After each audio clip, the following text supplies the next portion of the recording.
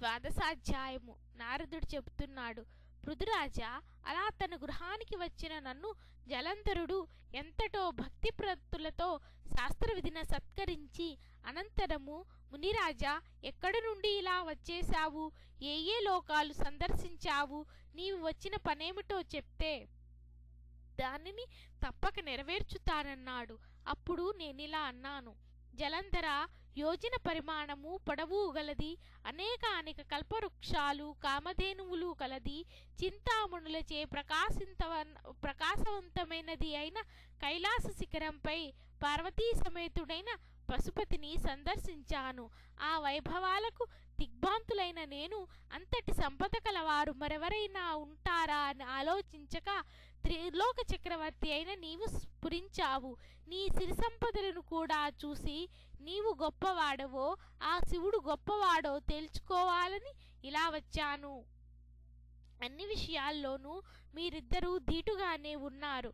కానీ ఒక్క స్త్రీ రత్నపుటాధిక్యత వల్ల నీకన్నా ఆ శివుడే ఉత్కృష్టో వైభవోత్తుడుగా కనిపిస్తున్నాడు.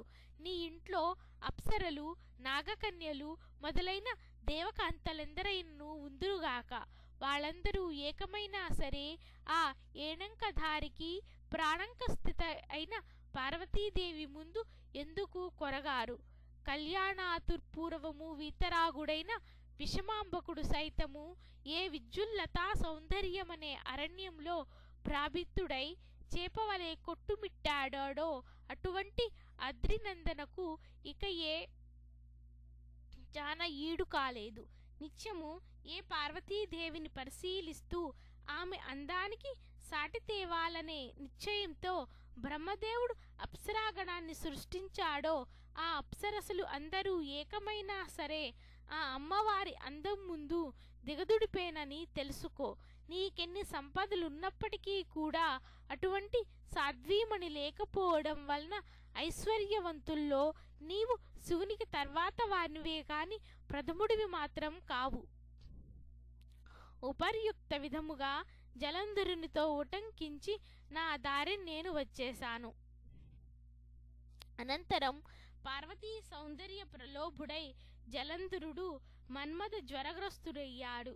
కాముకులకి యుక్తాయుక్త విచక్షణలుండవు కదా. అందువలన విష్ణుమాయా మోహితుడైన ఆ జలంధరుడు సింహికానందనుడైన రాహు అనేవాణ్ణి చంద్రశేఖరుని దగ్గరకు దూతగా పంపించాడు. శుక్లపక్షపు చంద్రునిలా తెల్లగా మెరిసిపోతుండే కైలాస పర్వతాలని తన యొక్క కారు నలుపు దేహకాంతులు సోకి నల్లబడుతుండగా రాహువు కైలాసాన్ని చేరి తన రాకను నందీశ్వరుని ద్వారా నటరాజుకి కబురు పంపాడు. ఏం పని మీద వచ్చావు అన్నట్లు కనుబొమ్మల కదలికతో ప్రశ్నించాడు శివుడు. రాహువు చెప్పసాగాడు, ఓ కైలాసవాస, ఆకాశంలోని దేవతల చేత పాతాళంలోని ఫణుల చేత కూడా సేవింపబడుతున్నవాడు, ముల్లోకాలకు ఏకైక నాయకుడు అయిన మా రాజు జలంధరుడిలా ఆజ్ఞాపించాడు. హే వృషధ్వజ, వల్లకాటిలో నివసించేవాడివి, ఎముకల పోగులను ధరించేవాడివి, దిగంబరివి అయిన నీకు హిమవంతుడి కూతురు అతిలోక సౌందర్యవతి అయిన పార్వతి భార్యగా పనికిరాదు. ప్రపంచంలోని అన్ని రకాల రత్నాలకు నేనే రాజునై ఉన్నాను. కాబట్టి స్త్రీరత్నమైన ఆ పార్వతిని కూడా నాకు సమర్పించు.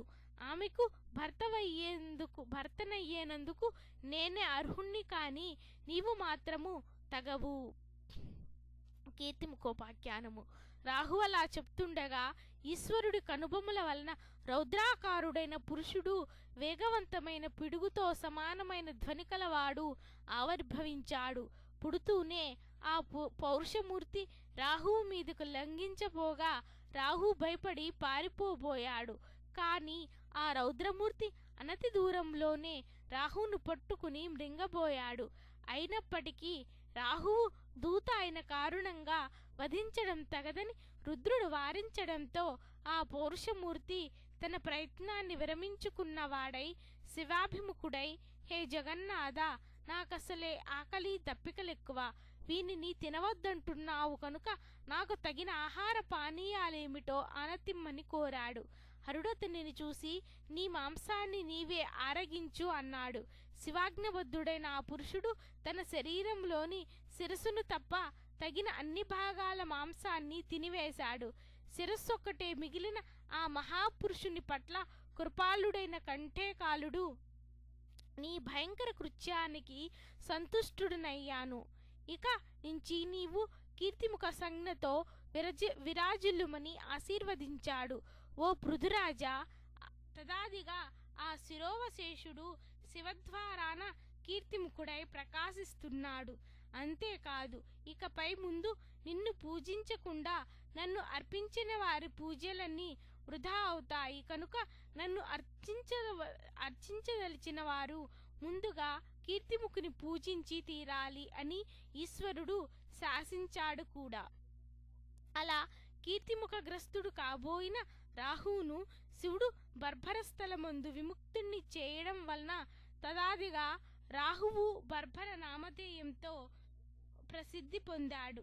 ఆ మీదట రాహువు తనకది పునర్జన్మగా భావించి భయవిముక్తుడై జలంధరుని దగ్గరకు వెళ్ళి జరిగిందంతా పొల్లుపోకుండా చెప్పాడు. 11, 12 అధ్యాయాలు 21వ నాటి పారాయణము సమాప్తం.